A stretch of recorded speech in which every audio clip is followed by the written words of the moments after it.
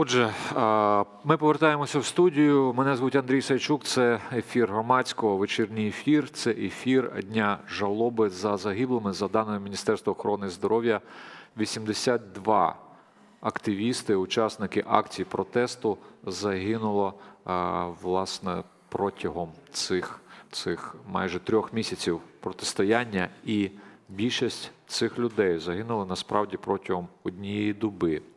І сьогодні ми будемо говорити про одного з цих загиблих.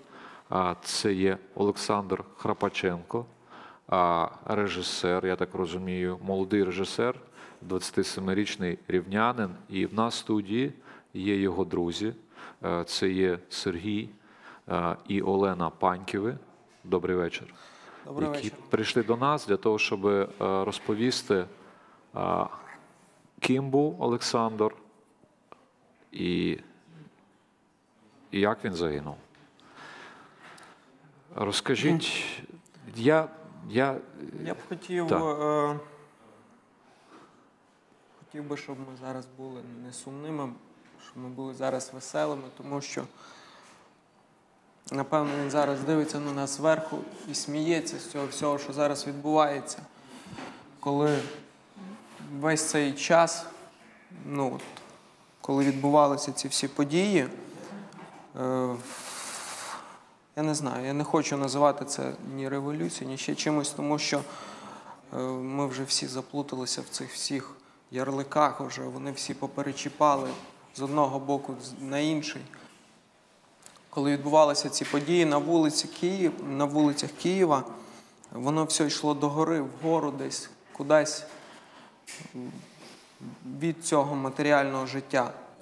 Воно ставало чимось більшим, чимось значно важливішим, ніж це матеріальне життя. Ось, і потім в якийсь один момент, сьогодні, чи ще вчора, можливо, ввечері, раптом всі почали говорити тільки про якісь крісла, якісь чиїсь посади. І самі знаєте, про що вони почали говорити. Це смішно. Саша би сміявся з цього всього. Сергій. Ось, він був дуже веселою людиною. Я навіть не знаю, як пояснити. Актор, режисер за освітою. І коли вони, він з його компанією акторів, режисерів з'явилися в моєму житті, це було щось, дуже різка зміна. Все раптом змінилося, раптом набуло зовсім інших кольорів. Свідомість помінялася. Зовсім. У нас якби сім'я, я чоловік і дитина. І Саша був нашим другом спільним з їхньою компанією. Тобто, коли ця людина приходила до нас в гості, то моя дитина просто бігла до нього, обнімала. І це єдиний показник, який оцінює людськість. Тобто діти не вміють приховувати якісь, обманювати чи ще щось. Якщо до людини тягнуться діти, це говорить про те, що ця людина є добром, тобто вона є світла, позитивна. Ти біля нього знаходився, тобі було тепло, тобі було світло, тобі було весело. Ось, ця людина пішла туди захищати простих людей. Він не брав до рук зброї взагалі. Він казав, я йду, я мушу тут бути, тому що тут є люди. Давай розкажемо, який він був краще. Це важливіше. Це не то, що він, кажуть про людей, він не може там мухи обідати. Ця людина, треба було, він приходив, він допомагав. Друзі на нього покладалися, Не було жодної зустрічі, щоб він не розказав з десяток, а то й сотню анекдотів, з яких всі сміялися. Це було дуже весело. Зараз дуже обідно, коли говорять про цих людей. Людина-праздник, людина-оркестр, людина-свято. Розумієте? І для мене дуже важливо, щоб Україна дізналася чого вона позбулася. Розумієте? Вже немає значення, хоча не буду брехати, має значення. Має значення, чому вони туди пішли. Має значення, як вони там загинули. Друзі, я скажу таку річ. Я сьогодні виходив з Верховної Ради, і люди побачили, впізнали, що хтось іде з громадського, і почали скандувати громадські, герої. Я хочу признатися зараз в ефірі, я не герой, я боягуз. Мені було страшно піднятися до Інститутської, коли я туди приїхав зранку. А Олександр піднявся без зброї, так? Що ним рухало? Що це була за людина, яка йшла фактично під кулю? Справедливість. Це тотальне бажання справедливості. Тобто, коли ми зустрілися на Майдані, останній раз, коли я його бачила, то він сказав, що чоловік мій хотів теж йти туди, і він каже, ти не можеш йти туди, в тебе дитина. Він не був одружений, а більшість з його друзів вже одружені, в них сім'ї, він це теж розумів. Він сказав, ти не можеш туди йти, ти не вмієш нічого так зараз захищатися. Він сам по собі був альпіністом, ще попри то. Він займався спортом. Тобто на даний момент саме з моєї сторони болюче було, що такі люди, тяжко було знайти роботу, і він працював останнім часом на якихось в Києві таких підробках. Промисловий альпінізм. Альпінізм, так. Тобто він свої здатності до гірського цього альпінізму і так далі, то він застосовував отак. Він заробляв собі на життя, а загинув. Я розкажу просто те, що я бачила, і для мене це просто, жах. Нам позвонили, ми приїхали туди, я побачила не то, що кров пролилась, от як кажуть по телебаченню, ви розумієте, пролилася кров, загинуло 88 чоловік. Цих 88 цифр можна записати десь в останній клітинці, в куточку на папірчику. А ми підійшли туди, там лежали люди. Люди, які не рухалися, вони були всі в крові. Це не капля крові, колінко розбите, пролилося. Це реально лежали трупи, яких ми піднялися в Михайлівську церкву, коли їх піднесли на якихось там ковдрах. І поскладали на галявину, це була галявина трупів. Це було поле трупів. І це була одна частина тих, які ще там і людей підносили. Ти стояв, ти не розумів, що діється. Ти розумів, що ця людина, от ти стоїш біля неї вчора, ти до неї там дзвонив, ти з нею говорив. За день до...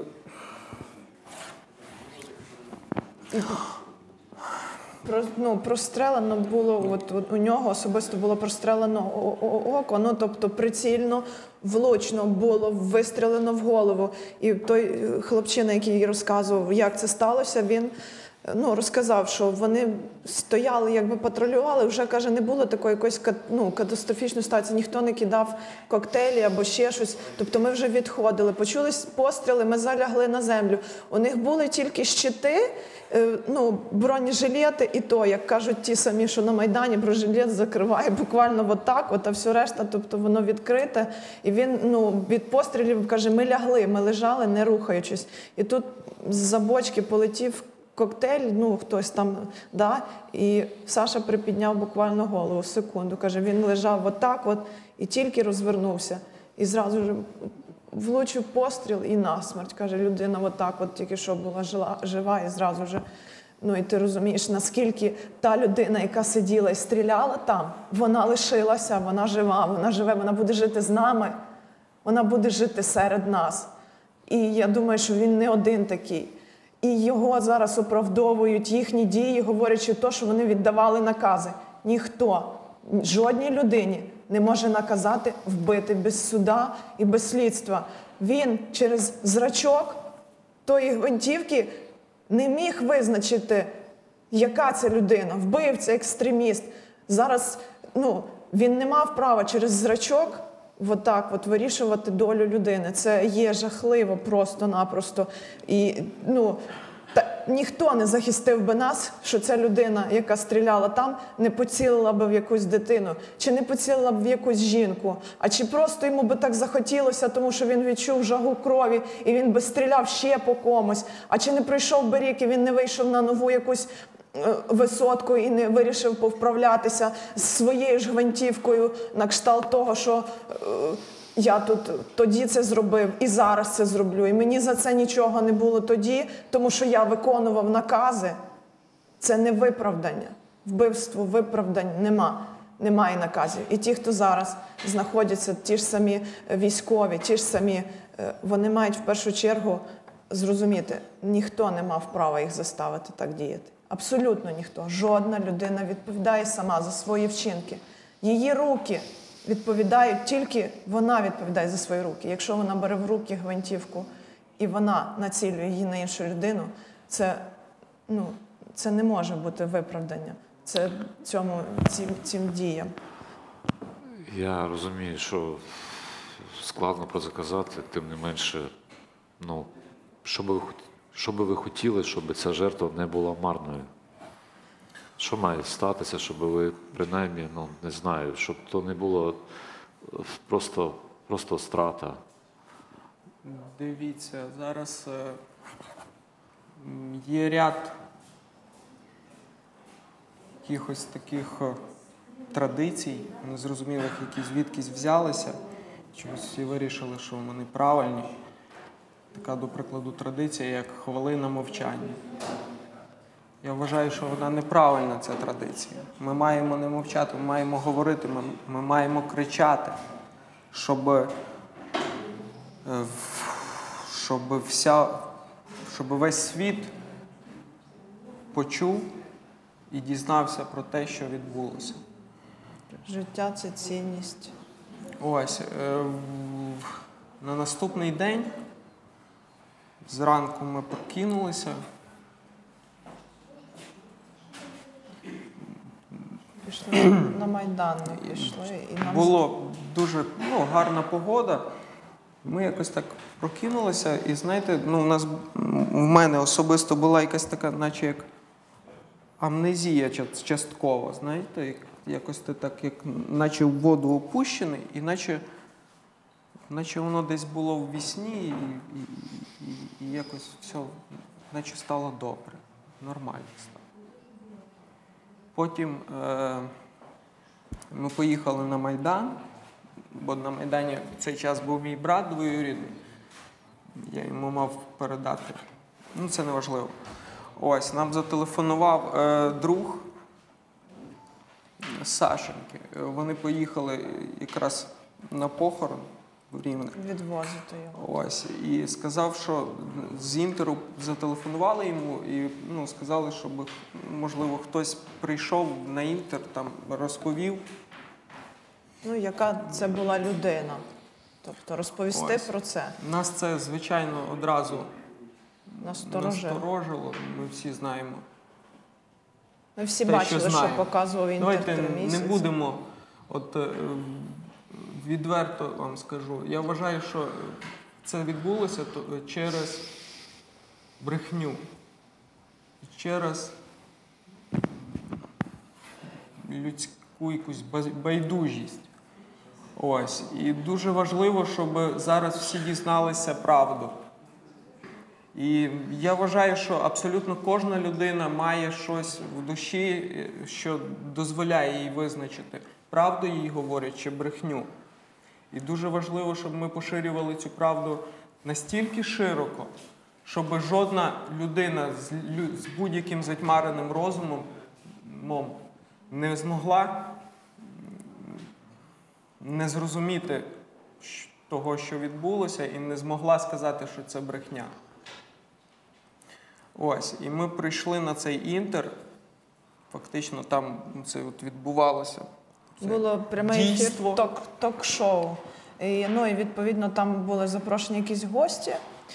Ось, і ми, як ті, кого загинула друг, І ось, і чомусь вони нас поставили, ну, в кінець ефіру. Ну, ми чекали. Ми це все дійство дивилися, ну, через нас не випустили в студію, посадили в студію там людей. Я б хотів, щоб ви зрозуміли, ну, от ти сидиш, якби от ти сьогодні зранку прокинувся і начебто все вже добре, якось ти так оглядаєшся, немає трупів, ніхто не стріляє. І слава Богу, знаєте, так зразу якось якась просто радість від того, що ніхто не помирає. Ось, і ми прийшли на цей інтер, ну, і ми розуміємо, що, ну, нам треба згадати це все. І ти сидиш, і ти це прокручуєш тут в голові щоразу. І тут вони виходять і кажуть, що вже не треба.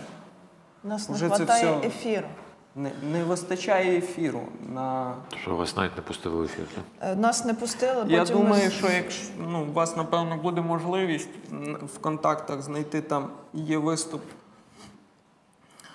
як Журналістки. Паньків. Вона якраз була перед нами. Так. Вот. І Звичайно, я дивився це відео. Так. Вот. І... Ось, напевно, вони через те, що вона моя прізвище однофамільне. Ми з нею не знайомі. Напевно, вони злякалися цього. Але знову ж таки виникає питання. А що вони втрачали? Саме найобідніше, Вони що це був втрачали прямий ефір. Вони втрачали якусь свою... Вони боялися, що їм скажуть правду в очі. Чого вони боялися? Тобто, ну, вони ж розуміли, хто до них прийшов, з чим ми прийшли. Вони розуміли, напевно, що ми мали відчувати в той момент. Оця от якась байдужість і не знаю, брехня, яка будується, ну, людина, збрехавши одного разу, намагається виправдати свою брехню, бреше знову, і ця брехня починає рости і поширюватися. І вона згодом переростає в якісь цілі такі, я не знаю, Ця брехня групи. поширюється у нас через телеканали. І це основна проблема. Друзі, Ну, от все, що я можу, це можу від імені моїх колег-журналістів принести вам вибачення за те, що сталося. Як колишній, до речі, працівник Інтеру. Ну, Я єдине, що хочу вас ще спитати. Як має бути вшанована пам'ять загиблих, зокрема Олександра? думали Можливо, над в цим. Рівному, до речі, так. Ми думали над цим питанням. Ось, ну, знову ж таки, от після того, ми б, напевно, не прийшли сюди. Але після того, як нам не дозволили сказати те, що ми хотіли сказати на інтері, ми вирішили, що ми просто таки зобов'язані це сказати на інших каналах, які готові говорити правду. Ось. І я зрозумів ще таку штуку, що ну, Сашенька ж був не сам, їх було там багато. І можливо, як це не страшно говорити, але Саші, можливо, навіть в деякій мірі пощастило, бо він помер зразу. А є люди, які будуть жити, тобто не маючи покалічені. якоїсь частини тіла. Ось. І я вважаю, що ну, ми просто таки зобов'язані про кожну з тих людей розказати, зняти окремий фільм. Я навіть не знаю, всі, хто знає, вміє, може це зробити, закликаю вас, щоб ви це зробили, знайшли тих людей, про яких, я не пам'ятаю, Ігор, здається, чоловіка звуть з-під Коломиї. Ми просто родом з Коломиї, Велика Кам'янка, село. Так. Ось, Ігор Качук. Я можу помилятися, я просто останнім часом не пам'ятаю, не можу запам'ятати імена. В того чоловіка залишилося 3 дітей. Дружина. Гарний дім, Слава Богу, що старший син вже вже старший. дорослий. це дуже велике щастя, що тієї матері буде підтримка. Але я вважаю, що ми просто таки зобов'язані всі ми зобов'язані розповісти про цих людей. Бо багато, добре, Сашенька був режисером, у нього є багато друзів-режисерів. І вони розкажуть і покажуть, ким він був. Але є люди, які от приїхали з Великої Кам'янки, він, скоріш за все, навіть в Києві, там, якщо і був, то десь мельком, проїздом. Розумієте? Щоб ніхто з цих Він людей не навіть залишився непомічений і забутий. Так. Щоб Це не дуже думали важливо, про них, що це екстремісти. І щоб це не було якась така розповідь про, знаєте, як герой пішов, зробив, гей. Ні. Я просто хочу, щоб всі дізналися, які ці люди були в побуті, і які вони були в звичайному житті. І дуже важливо, щоб ця інформація, я вважаю, що ми повинні зробити все, щоб були створені ці фільми про кожного з цих людей окремо, щоб ці фільми по кожному каналу, отак кожного дня, про кожну окрему людину розповідали. Я думаю, тільки тоді, коли люди це все побачать і зрозуміють, абсолютно всі люди. Мені здається, що те, що відбулося в Україні, воно вже не стосується України. Воно вже поширилося по цілому світу. І напевно, весь світ повинен дізнатися, хто були ці люди, чому вони загинули, за що вони загинули. Ось. І можливо тоді, коли ця інформація дійде до кожного, можливо тоді така ситуація більше ніколи не повториться. Я далекий від думки, що якесь рішення, якийсь політик може змінити і якось запобігти тому, щоб траплялися такі речі на майбутнє, якщо не в нашій країні, то в інших країнах. Єдине, хто може це змінити, це ми. Тобто кожна людина окремо, особисто, абсолютно кожна. Якщо хтось думає, що він десь якимось чином до цього не причепний, він дуже сильно помиляється. Абсолютно кожен, я особисто знаю людей, які навіть є родичами моїми, які ходили і агітували по селі за цю владу. Цього, самі знаєте кого.